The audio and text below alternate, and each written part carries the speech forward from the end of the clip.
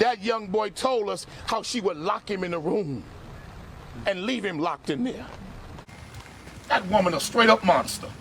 That in this house, she made him sleep in the bed with her all the time. She would kiss him in the mouth when she made him get in the bed with her in this rotten ass house.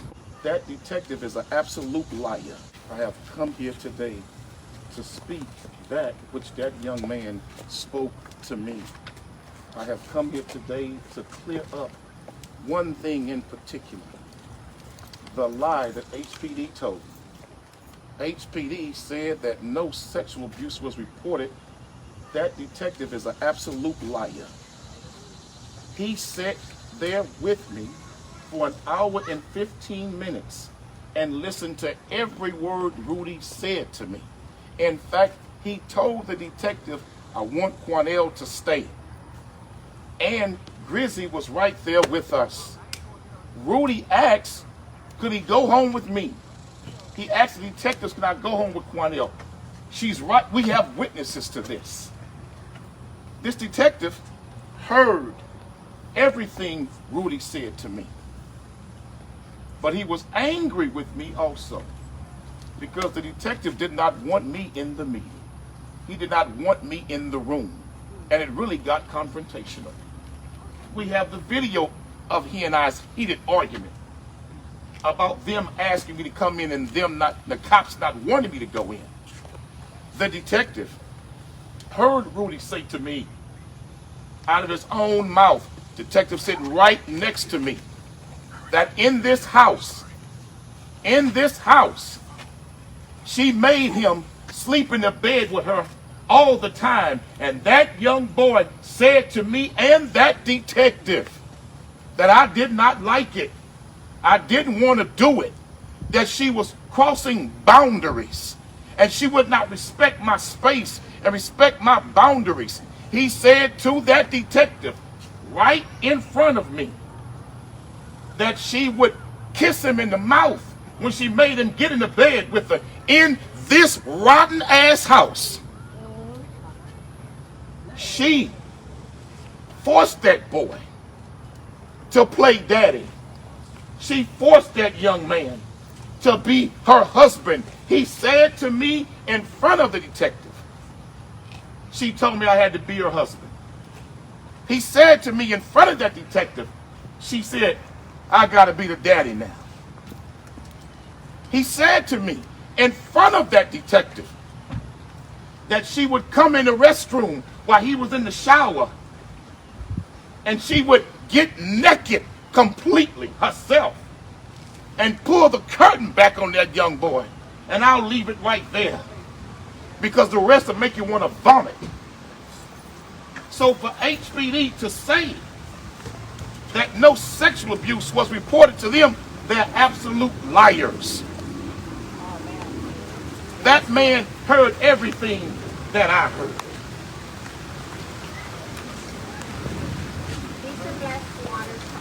I'm standing here speaking the truth of what Rudy said to me. Now I'm standing here fighting for that young man. I begged the detective, don't allow Rudy to go home with this woman. Don't allow Rudy to leave with this woman. I begged them to do something to stop him. I said to the detective, all three of them, after what you and I just heard in that room with that young man, how in the hell can you allow that boy to leave with that woman? And the detective said to me, because he is an adult, there's not a lot we can do about it. The detective, I also said to him, I said, sir, you know everything that young boy just told us. You cannot allow him to leave with her. That young boy told us how she would lock him in a room and leave him locked in there. That young boy told us how she would give him drugs, mushrooms as he called them.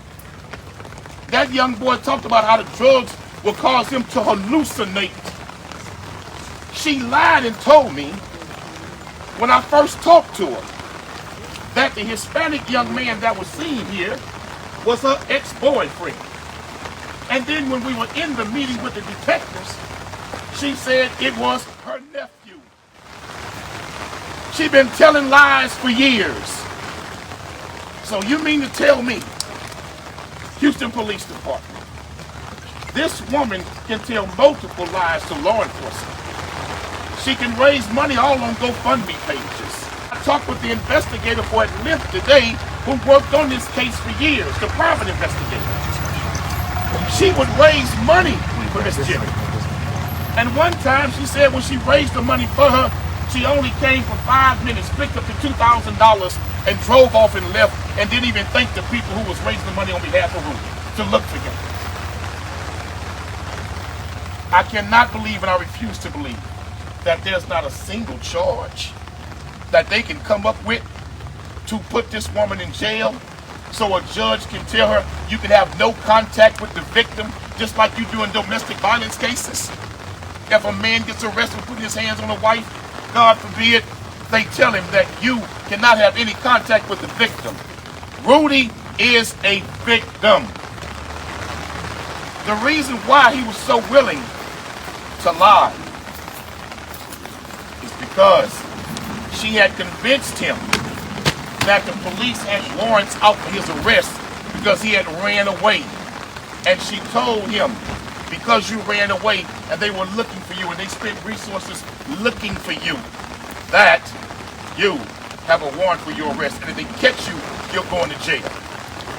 She had convinced the young man to wear an assumed name because he thought he was in trouble for running away. Rudy also said to us, me and the detective, on more than one occasion, he put his head down in tears right before he began to talk about him playing daddy at her request, and he got to be the husband. He has to be the husband, is what he said. He said, I don't want my mama to go to prison. I don't want my mama to go to jail. On yesterday, when the question was asked, was there a sexual relationship? The sergeant lied in his response. And then the next question was there a sexual relation between the mother and her son? They refused to answer that question and said he's a victim and we protect all sexual assault victims. See, they know what I'm saying is the truth. That dirty, low-down damn cop was right there with me when Rudy said everything that he said. Just go back and look at the press conference. Why didn't you say, well, from what we know, there was no sexual relationship?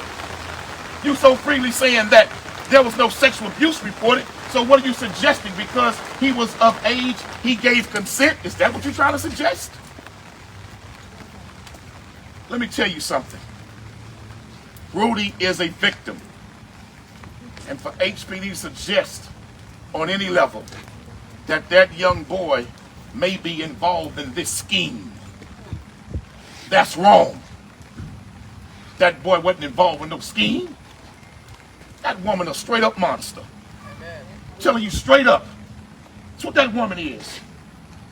Woman sit there and told Grizzly and I both multiple lies. Multiple lies. And then get in the room with the detective and she starts singing a whole nother song. Rudy, in my opinion, his safety is in danger. Until he can be removed and placed with loving family or put in a facility where he can receive the type of mental health treatment and drug detox treatment that he needs. He needs that help.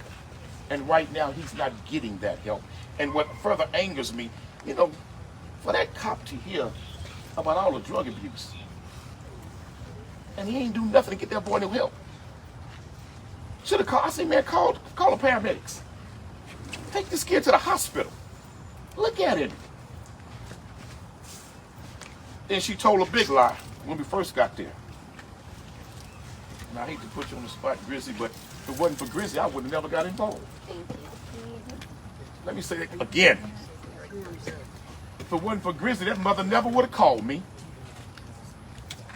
But she called me thinking I was going to help cover up with the lies she would tell and defend her. Man, let me tell you something. Everyone should be praying for Rudy and should be outraged with how this is being handled. That woman should be under the jail. I'm telling you for a fact what this young man said to me. And I'm going to leave it at this. HPD, don't try me. Because I got it on record what he said to me. But for the sake of the victim, I'll respect that young man's dignity, as my lawyers told me to. But if you try me with your lies again, I'll let everybody hear what that young man said. But I want to respect that young man's privacy, because what he went through should be for him to expose to a therapist and not for me to share with the public. But I covered my bases. I'll take your questions. Why do you think HPD is lying? I think HPD is embarrassed that they encountered Rudy on several occasions and did not do their due diligence. When they came to this address, had they done just some basic fundamental research, they would have seen that a child went missing from this address just years before. When they encountered him on other occasions, they didn't do their due diligence. They let that boy keep going with his mother. When neighbors would call in, when family would call in and say, hey, look, we got this tip about Rudy, they never even followed through. And in fact, they have to tell the whole world now why when Rudy was found, you waited 8 days. 8 days to question him. In fact, they wasn't going to even question Rudy. Let me be clear about that. They had decided that they were not going to question Rudy after the mother told them he's nonverbal. The mother told me and the detectives right in front of Grizzly, oh, he's nonverbal, he can't talk. And so I pulled up a chair and I sat down next to him, and he was holding his mother's leg and crouched all over, and she had covered him up with a blanket. And I said, little brother, can you look at me? And he raised his head up and he looked. He said, I know you. I said, you do? He said, I know you. You Mr. X. I said, wow, little brother, you speaking now. Am I lying, Grizzly? Nope. Then I said, well, young man, can I shake your hand? He put his hand out, he's shaking like this, like a leaf blowing in the wind. And I shook that young man's hand. I said, can you sit up and talk to me? And he looked at his mama. Then she said, no, he gonna have a panic attack. No, he gonna have a breakdown. I said, I think he'll be okay. I said, young fella, you'll be okay? He said, so I helped him up. And we set him in a chair. Then his mama said, we need to leave because I think he's gonna have a panic attack. Then the detective said this, well, okay, call us when you think he's better. Call us when you think he's able to talk. And I said, well, wait a minute. I said, at first he was nonverbal, but he's talking right now. I said, give him a chance. The detective said, well, if it's okay with him. And I said, Rudy, would you mind talking to us? He said, yeah. He said, but I said, okay, ask Grizzly. I said, okay, talk to the detective. I got up to walk out. Rudy grabbed my hand and said, no, I want him to stay. So for all of you people who putting it out there that I put myself into this case, his mama called me and Rudy demanded that I stay. And so I said, okay. I sat down next to him. And we asked the mother to leave. She didn't want to leave. We said, ma'am, it's important that you leave so we can see if he'll talk. He might open up. So she said, okay. She left. We started talking to him. She came back 3 minutes later, bamming on the door. We opened the door. She said, is he having a panic attack? We said, no. He's fine. Look at him. Rudy was calm. Rudy was calm. said, okay, she left. We started talking to him again. She come back 5 minutes later, banging on the door. Is he okay? Is he okay? She said, oh, he's fine. Look at him. He's fine. We filming this too now. Because we knew what she was trying to do. So then we started talking to him again. And in that moment, it went on for a lengthy period of time then. For about an hour. Then she came back and tried to do up again. We stopped her. It went on for another 15 minutes. Then I did not want Rudy to see me start crying. So I was trying to start turning my back to him like this because of what he was telling me. Hell, I have well, sons. I have a 16-year-old son. And so he grabbed my hand again, and when I turned around, I was crying. And you know what he said to me? He said, it's okay. Don't cry. Everything I told you that young man said to me, he said right now. Everything. And when I got up and we exited that room, I stood in front of those detectives. And this is on camera. We got it on tape. I said, Sergeant, is there anything that you would not want me to say to the media that would jeopardize your investigation? He said, no. I said, sir, are you sure? Are you sure? He said, no.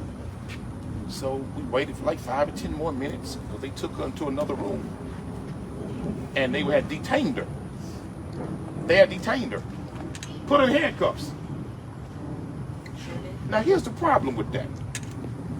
If what the detective heard in that room was not a crime, well then why did he come out the room and put the mama in handcuffs? This ain't passing the smell test, man. If what you heard, detective, was not a crime, why you put that woman in handcuffs? Because he heard the same exact thing I heard. So before I left out again, I said to all three of them, I said, is there anything that I should not say that would jeopardize your investigation? And on the third time, they said no. 3 times I asked them. So HVD, if you keep lying, we'll let everybody see how it all went. And they are lying. So, for the sake of Rudy, and I'll close on this last thing. I come out the room, the detective come out the room. As we step away, the door was still semi-cracked. She went in the room with Rudy. She sat down in front of him and started asking him about what he was telling us. Then she said this to him. Back me up, Grizzly, you were right there. She said, you gotta change your story. If you tell them what you have told them, she's gonna go to jail. She said, I'm gonna go to jail and I will kill myself. That's what his mama said to him. And the detectives was right there at the crack door with us. And I know she said that because she said it to me. So, Rudy is a victim. Rudy needs help. That kid needs help. I've sat down with many, many men who confessed heinous murders to me. I've sat down with men who've told me about crimes they've committed that I've had to turn in that'll make you vomit. This ain't my first case like this. But Rudy is alive. But if he's allowed to be in that woman's custody at any length of time, he very well might not be. Because I believe she will harm that child to try to cover herself. Any questions? So based on everything that you heard, What crime do you think was committed, and what do you think she should be charged with? Well, she and I went over that, so I'll let Dr. Matthews handle that. I got you on that. We went over at length with some of that. But let me say this. Incest is a crime in Texas. Even if they want to try to imply subtly it was consensual. That's sick, man. That boy was not in his right mind. That boy was exploited and taken advantage of. And incest is one. There's still some wrestling about the age when this really took place. But making false police reports? Yes. Multiple false police reports? Yes. Making a false stolen car report? Yes. Absolutely. Lying and saying telling the bank my credit card was stolen, and it wasn't stolen. You gave it to Rudy to have in his pocket, to use, to buy things for you. Then you sit there and tell detectives, oh, I canceled that credit card by 6-7 years ago. Damn credit card, 2.5 years old. How he get it? From right out of here. That's how he got it. Just multiple crimes. Quanell. Anyone from the family want to say something? I just want to give them a chance if y'all want to say something on behalf of Rudy or your family. Yes, sir. Next. Yeah, I know that what Rudy told you has touched you. Obviously, coming here outside of his mother's house is a pretty bold statement. Why did you pick this location to do this press conference? Because this is where all of it took place. This is ground zero, man, for Rudy Farias and what took place. This house needs to be cleansed. This neighborhood needs to be healed. Everybody in this neighborhood has suffered because of what this woman did. And I came here to let Rudy know we're not afraid to come to your house of horror. Your house of horror right here, we'll come here. Your house of hell, we'll come here. And before I pulled up, I got a phone call before I pulled up saying that she was inside the house with guns. And that if I came to speak in front of her house, she had guns and she was going to use them. Let me tell that mama something real quick. You don't know who in the hell you playing with. At all. We're not afraid of you. Let's be real crystal clear, mama, because you got the right one in me. Trust me. So if you inside and you watching, and you want to come out and feel froggy, hop, baby. Because we won't need HPD to do the best nobody at that point. She's so bold, she gonna make threats. That's because the police have not put her rusty raggedy behind in jail. She has not suffered no consequences. That's the problem why she talks so silly like that. As long as they keep covering that. And I got that tip from a news station, so don't say I made that one up. Go So ahead. can you clarify? You say you have Rudy's accusations on either video or tape. I didn't go that far. Oh, can you clarify what said, you have? No, what I'm gonna clarify for you is I got it, baby. What does that I mean? got the facts of it, and if I need to, I'll release it. That's what I'm saying. I'm not going no further deep.